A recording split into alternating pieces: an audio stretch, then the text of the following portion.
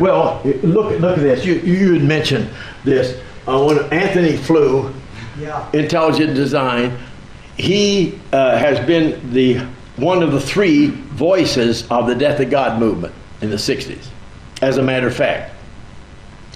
And he come to the position of theism. I didn't say he'd written Jaden McGarvey's Acts and he's in his plan now and he's going to be acceptable to the Brotherhood. But I said he believes in God, and he said it's impossible to be aware that there are trillion cells in the human body, and one cell has as much information as Encyclopedia Britannica. Yeah. That cannot be explained by any naturalistic assumption. I believe that. Mm-hmm. So I would say he's not far from the kingdom. Pray for him. He's spoiled already, too. He doesn't have much time, but see, when he dies, then it's over. Yep. Well, anyway, and Hybels, Bill Hybels, you know, he's the power structure of the mega church historically. And 2 or 3 years ago, he announced to the congregation, 20,000 people, he announced to them that he and the leaders had failed to inform the church that to have real Christian discipleship requires a Christian worldview analysis. Hybels at Willow Creek. Eatontown, Ohio, down near Dayton. No, Barrington. Barrington, Illinois. Chicago. Chicago. Oh, So what Hybels, yes. Yeah. Willowbrook. Well, I mean, it Willow come Creek. to him Willow Creek. that being a disciple of Jesus requires a Christian worldview. Well, as long as you got 20,000 people coming and paying, you don't need to raise the question. But he's finding enormous ranges of unrest among people because they've got too much milk all the time. You can play games a little bit, but sometimes the game's over. Well, it's pressure from a lot of questioners in the congregation. How come this? How come that? And they never discussed it. Because discussing alternatives could be what? Dangerous and decisive. There's no question whatsoever about that. But he announced publicly that if he could take it back, it's like Barna. You know who Barna is? Oh, yes. Heard him. Well, Barna apologized. I heard him in 2 different locations apologizing for failing to bring the Christian worldview to his demographic analysis. Ooh. That if he could take, he said this 2 times, my own very ears, not my eyes, but my ears heard him say, if I could take them back, I'd take every book back I wrote. Wow. When did he say this, please? What he said in a ministerial meeting in Ohio How long ago? 2 years ago. Yes, sir. He was one of the 3 dozen main speakers.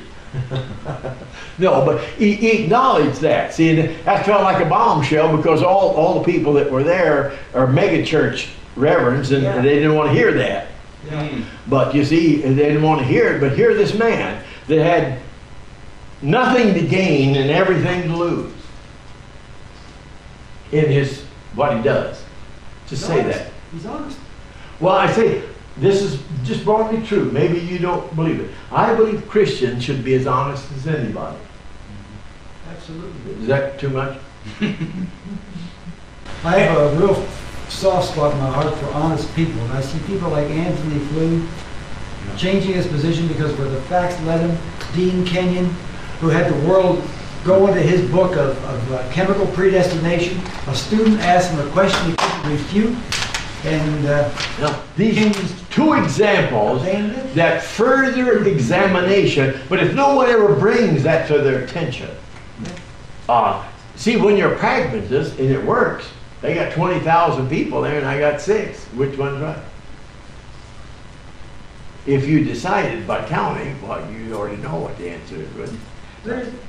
there's a legitimate viewpoint, though. I look at that that says, is God not working? Oh, there's no, if he's not working, but he is the fastest growing church in the world in China. More than 25 people cannot meet at one place one time to have Bible study in China. Please with the rest. Yeah. But it's growing.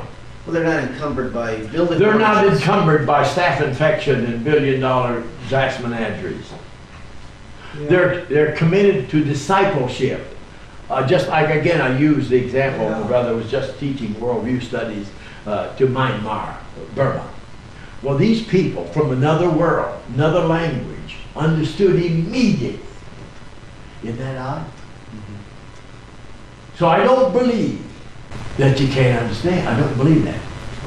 None of them were Harvard graduates or MIT or anybody like that. Studying with the Pope, there's no hope for the Pope. But, see, people around the world. See, if I believe God was dead, now what Nietzsche meant and the death of God and the father of thus spoke Zarathustra. Who was that? That was, Huh? Nietzsche, what? Yeah, Nietzsche, right?